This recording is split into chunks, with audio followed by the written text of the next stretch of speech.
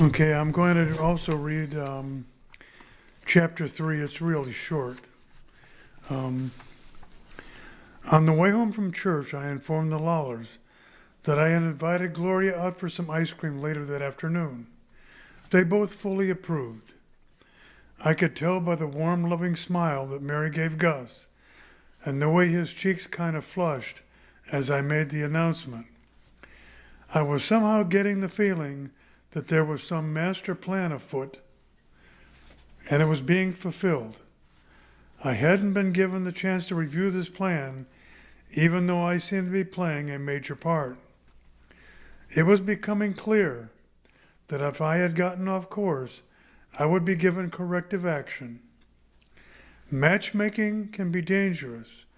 I learned that from high school, either being the matchmaker or being matched up.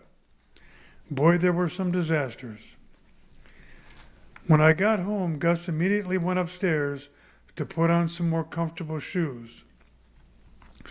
All during church, Gus kept tugging at his shirt collar and tie, as many blue-collar men are known to do with ill-fitting clothes. The way I first saw Gus dressed, worn navy blue knit slacks, a navy blue knit golf shirt with Yankees embroidered all over the front breast pocket, and black leather coach's shoes, the kind with those deep horizontal rubber grooves in the soles. The outfit was topped off with an official Yankees cap and a glossy nylon Yankees jacket.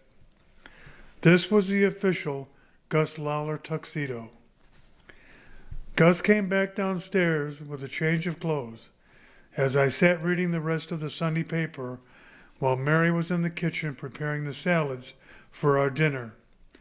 Gus went into the kitchen and made a phone call while standing in line of my view, right next to the kitchen table. "Hey, Red, how are you?" said Gus to the Yankee manager. "What do you got planned for us this afternoon?" There seemed to be a long period of silence as Red filled Gus in on his plans. "Well, what I had in mind was to bring Billy Allen over to meet you. He got into town yesterday. Nice kid, Red. Bigger than I thought. I'm real excited about him, Red. I think we've got ourselves a winner here." Another period of silence ensued. "Just a minute, I'll ask him," said Gus as he put the phone down on the kitchen table and came into the living room. "Bill, Red Dodge would like to meet you this afternoon, or maybe even this evening around 8 tonight. Would that be okay with you?" "Sure, Gus, 8 would be great. I'll look forward to it," I replied.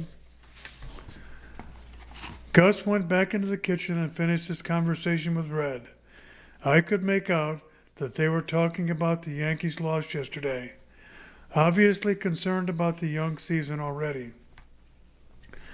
Gus and Red talked about the possible movement up of players into the system and were concerned that as players moved to New York from Albany to Columbus, that a number of players from our club would be moving up as well. They both felt that this could happen before the month of April was over. It became obvious that minor league managers not only are supposed to win games, but are constantly losing their better players to the next higher club in the farm system. And the worse the parent club was, the faster the movement took place. This was good for players, but a problem for managers. What started off as a nice, quiet Sunday with the Lawlers was going to become a very interesting and eventful day. Sunday dinner with Gus and Mary was very enjoyable. They were such nice people. I felt like I was at home having dinner with my grandparents.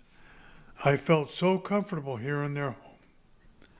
They told so many stories about Bob and Becky, how they never fought or argued, and seemed to support each other in all they did.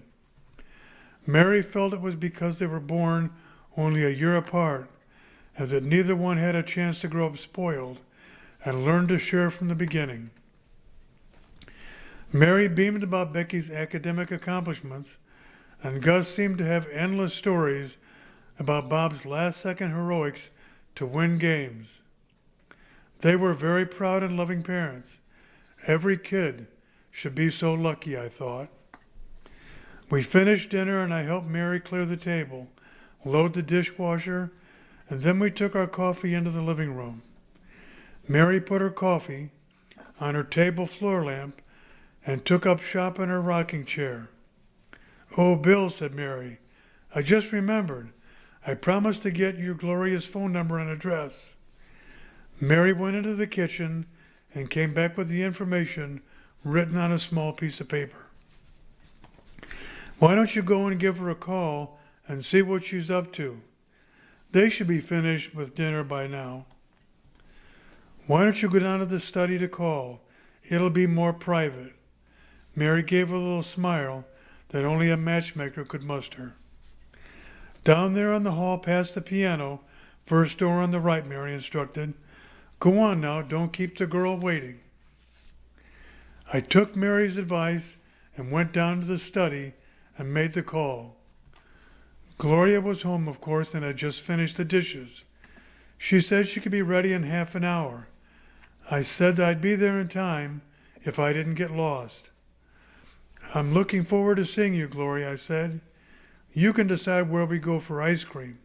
I'll let you lead that way." With that, we said our goodbyes. I felt very pleased with myself. I just had my first date with Gloria.